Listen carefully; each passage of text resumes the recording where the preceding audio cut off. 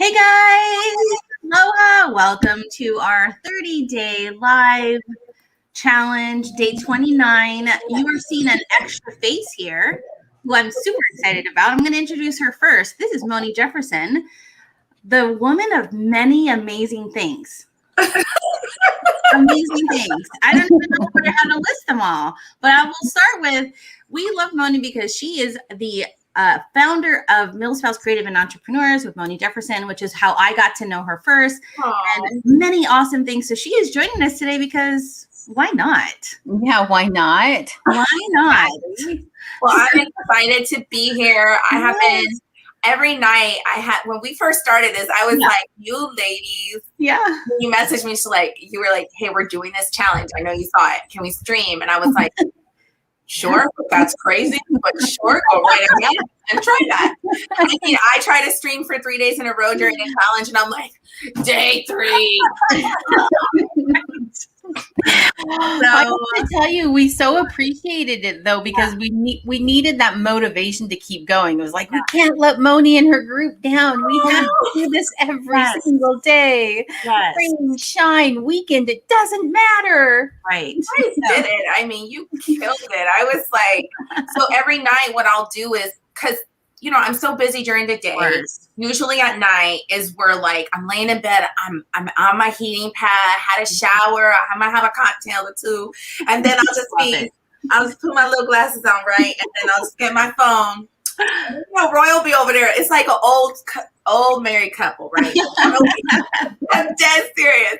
And so Roy will be on his phone and he'll be scrolling. I'll be like, "What you doing?" And he'll ask me, I'm like, "Oh, I'm checking out the ladies. They're in the group again," and check out what they're talking about. Right. And it's like literally like one of those old pictures where I'm like, oh, and so I'm listening to you guys and I'm like scrolling, and then I'll go back and comment. And it's been really cool to watch you guys, and also the different looks you guys have been bringing, like hair up, hair down, like it matters.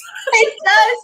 First of all, you guys, that wasn't even in our live stream tip, but Moni just said it. She's like, you have to try to show up so they know it's a different video. Yes. So, okay. Yes. Okay. So this wonderful lady, like I said, is Moni Jefferson. I am Selena Mackey of How Always Social Inspired, and this is my business bestie, Anna Larson. And she today is going to be talking about copywriting, writing headlines that hook you. And Moni knows she's a PR pitcher, so she knows you got to hook those people in with the right stuff. So you do. Yeah. So we're just going to have a really brief conversation because we try and keep these tips to just 10 minutes, right? Yeah. And so I really just have a first question for anyone that's watching right now. Does your serious business need a serious headline on everything that you're writing?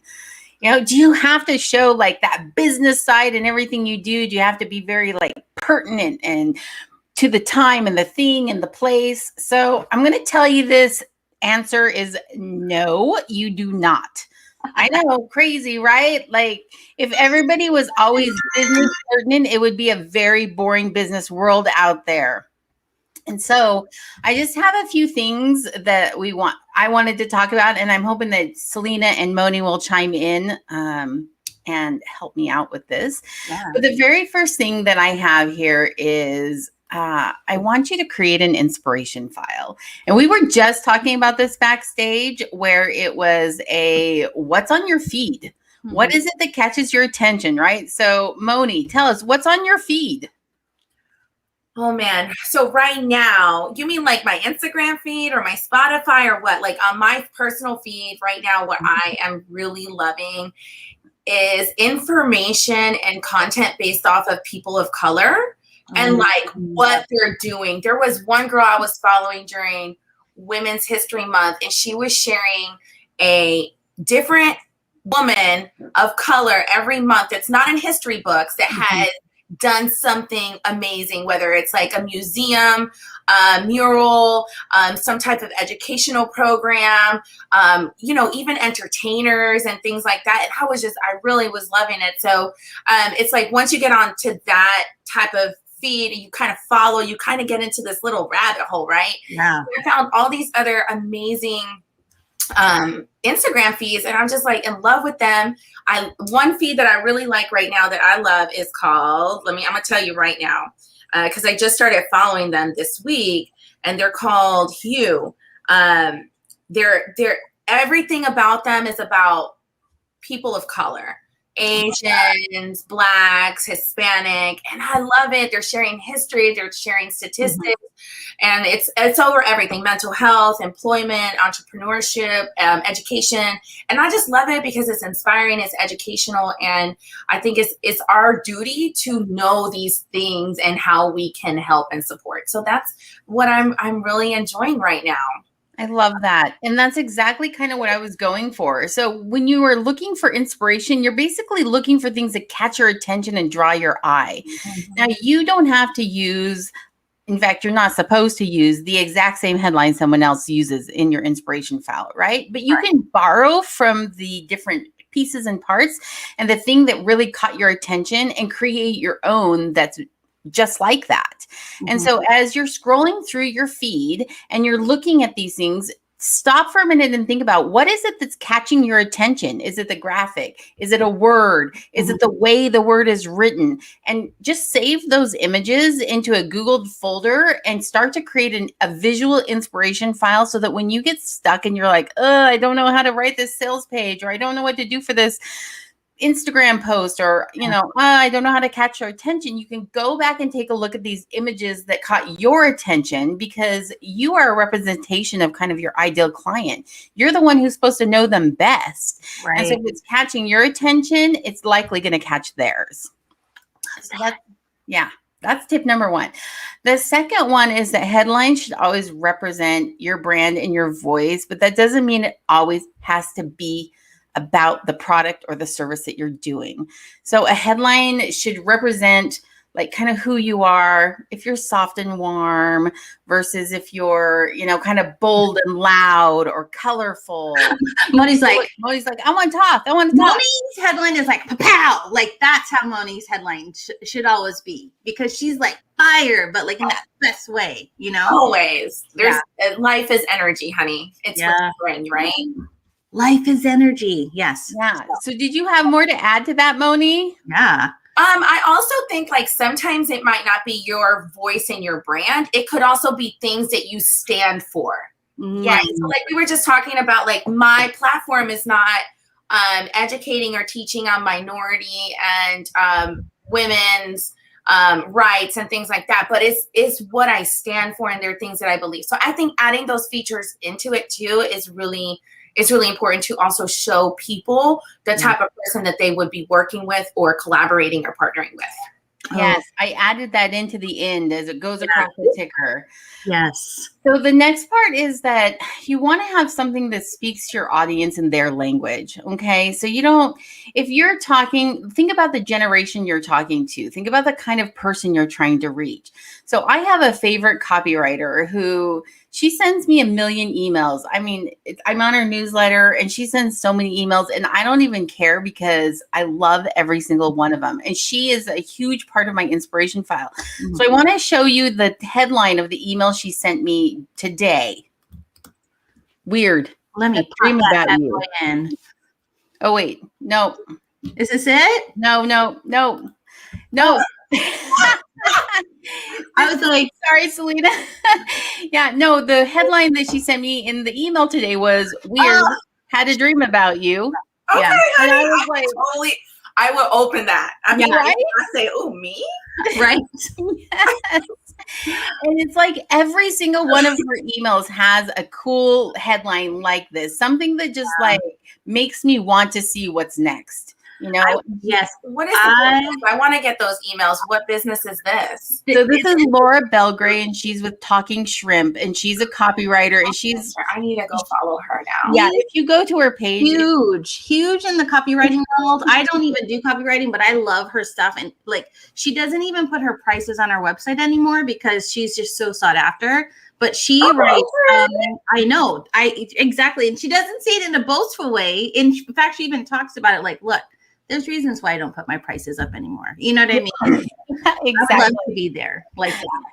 Exactly. But I'll tell you what she doesn't do, though. She doesn't bait and switch. So she doesn't put a cool headline like this and then not follow it with a story about this dream that she had that may or may not have actually been exactly about me in particular, but relates to something that she's trying to share with me that she knows I'm going to be interested in. And I think that's really kind of the key with a good headline.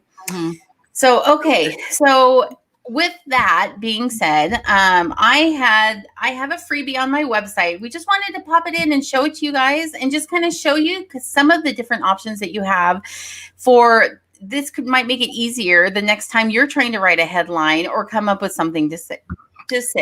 Now I bring it in. Oh, yeah. I'm gonna just throw it on up there. So this is 15 headlines. I'm going to throw it up here. 15 headlines to spark your creative copywriting. And if you just scroll down, what I've gone ahead and done is I have 15 different headline types. And I've written out the formula that you want to use and then given you an example of what you might use it for. So there was a couple I wanted to show you. Number one is one of the ones I wanted to show you, the desired outcome. So the formula is you say how to, and then the last half of that sentence is going to be achieve whatever your client wants to achieve. So you know your clientele and you know what they want. So for an example, you're going to say how to grow your Instagram group by double. Okay. And that's something that's going to appeal to the ideal client that's interested in growing that Instagram group. You could take that and you could use it for any kind of product or service that you want. The formula works the same across the board as long as you know what your ideal client wants. Okay. Another one I wanted to show you is going to be number 8 down here, which is called the fortune teller. And the fortune teller is you won't or you will be able to achieve something until this action happens. So for example, you won't be able to go viral until you do this. All right. Now, the key to the fortune teller is you don't actually tell them what they're going to be doing in the headline. That's the hook. Right? You say until you do this, and then it pulls them because now they have to open it up to see what it is that you're supposed to do. I love that, Anna. That's phenomenal. I love that. Yeah, it's a really good one. It works all the time, especially in sales copy, right? If you're or an ad copy or something where you want somebody to just click and read it. Yeah. The very last one I'm going to show you before we just say goodbye is going to be number 15, which is the ideal client question. And this is when you're addressing your customer directly. So you say, hey, customer, call them out by name, and then ask them the question, right? So if you're speaking to virtual assistants, this is my example. Virtual assistants, are you charging enough for your expertise? Yeah. So good. And that's the question you're going to ask them, which is going to catch their attention because most of them are going to say, I don't know. Maybe I am or maybe I'm not. And they're going to want to read more. Right. But wait, can I just go back? When you it starts at deceiving virtual assistants, right? They're like, I'm a virtual assistant. And they read the second part of the question. So I think that's great. Yeah. So if you want to head to my website, we just tossed all the links down in there. You can pull this. It's free. You don't have to even give me your email address. You literally can just download it right off the website. Email address. I know it's crazy. If you want to join my email list, however, you totally can because you're going to get awesome tips like this in your inbox. I love this. Yeah. I did see that one of them was to include a statistic or a number, and I think that is powerful too. And one thing we've been using a lot at AMC in our emails is, I don't even know what these things are called. They go like this. Like like this? A chart, a pie, a graph. It's next to the M. What are these called? Next to the M. On the right-hand side. Oh, the little like alligators, the greater than, less than. Greater than and less than. I don't know, Oni, I'm with you. I don't know a lot of the technical terms of words. Yeah. I like to use my hands. I do build businesses. No, it's funny because we got an email one time and I was like, what is this? Is this a thing? And then we got another email. I was like, apparently this is a high-level thing. Like, this is interesting. So now we're using them. Like, oh my gosh, I love it. So it could be like, no mad about it, and and Millspouse Creative, and you're like, what is this? What's it? But also, it's a good way to draw attention, right? Do that right next to your head. Everyone will look. Yeah. Hey guys, if you take anything away from today's show, it's to have like Pac-Man finger hands stomping on yourself, because you're important, your bracket in your face. All for Moni, guys. oh gosh, this Oh is my gosh. fantastic. No, the percentage was the one you didn't talk about, but that number one, the data or percentage, is always a really big catcher too. Yes, absolutely. Grab the freebie. It's called the Statistics Say So, and it's number 2 on the freebie list. But it does say, the example is, this tool took 2 million businesses to tracking projects or something like that. I love that. You know, Yeah. Look, see right there. Yeah, I love it. That one's really good. That's a good number you use when you're sending pitch emails. See, right? The numbers, or talk about something that they might not have known. Like we were using Military Spouse Appreciation Day, and people were like, "What? That exists? What exists?" Yeah. Oh, I want to show you, Moni. Look, I'm actually wearing. Oh, I love it.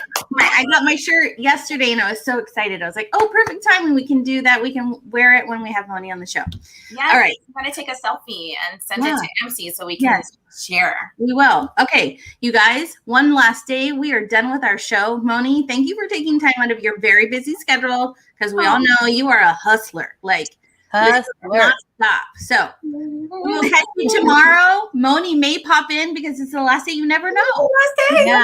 It's our last day tomorrow. I can't even believe it's been 30 straight days of live streaming. Thank you, everyone who is stuck with us. Right. So, all right, guys, we will catch you tomorrow. Adios. Aloha. Bye.